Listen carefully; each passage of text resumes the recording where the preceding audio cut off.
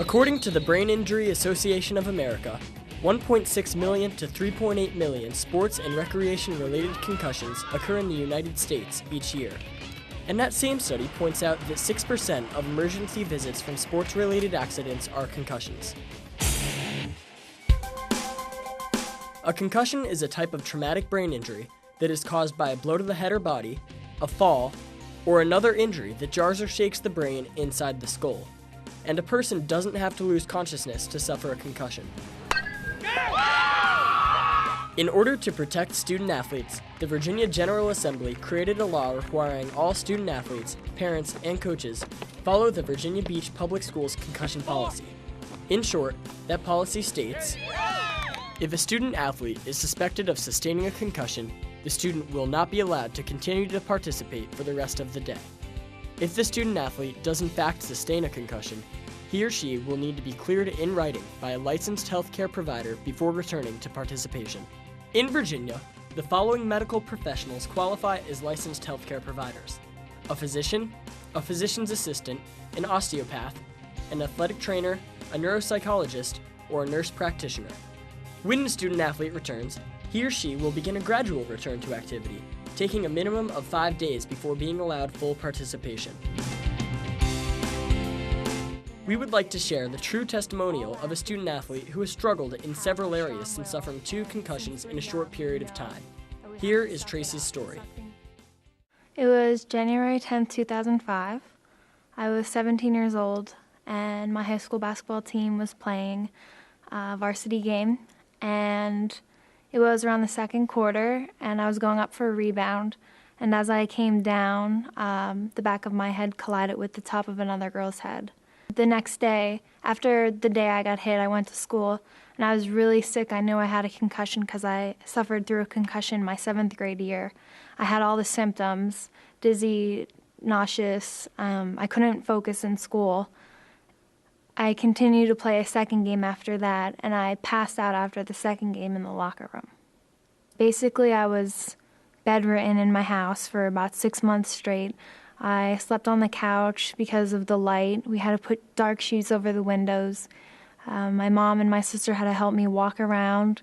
I lost my balance. I couldn't really get that back for quite a while. I didn't know it could get this bad. All athletes have a strong will, and since we're young, we know that we have to suck it up, suck things up, whether, you sprain your ankle or you hurt your finger. You just go in the game and you shake it off and you don't complain, you don't cry. But this is a brain and head we're talking about, and you can't suck it up. So unfortunately, instead of missing a game, I missed the season, I missed sports for the rest of my life, and I missed out on a great life that I could have had.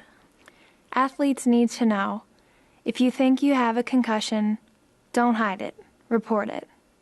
It's better to miss one game than the entire season. You can find information on concussions at www.cdc.gov/concussion in youth sports. Coaches, parents, and student athletes need to recognize the signs of a concussion. The athlete appears dazed or stunned, is confused about assignments and position, forgets instructions or answers questions slowly, is unsure of game, score, or opponent, loss of balance, moves clumsily, shows mood, behavior, or personality changes, cannot recall events prior to hit or fall, and cannot recall events after the hit or fall. Here are some of the symptoms reported by the student athlete: headaches or pressure in the head, nausea/vomiting, balance problems or dizziness, sensitivity to light, sound, or noise, feeling sluggish, hazy, foggy, or groggy, difficulty with concentration, short-term memory, or confusion, changes in vision, irritability, not feeling right or feeling down. If you suspect a concussion has occurred, remove the athlete from the contest or practice, seek medical attention right away. Inform athletes' parents or guardians about possible concussion.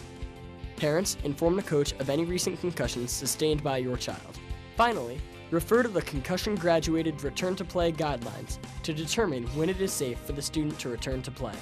When an athlete has been evaluated by an athletic trainer or a physician for a concussion, a graduated functional return to play will be followed. This progression will not begin until the athlete is completely symptom-free. Each stage is a minimum 24-hour period. Therefore, the return to play progression will be a minimum of 5 days. If the athlete experiences any symptoms at any point during the rehabilitation stages, the progression will stop immediately. The cycle will repeat the previous stage after 24 hours rest. If symptoms continue, the athlete will be referred back to the doctor for a follow-up evaluation. Don't hide it. Report it. Take time to recover. It's better to miss a game than a whole season.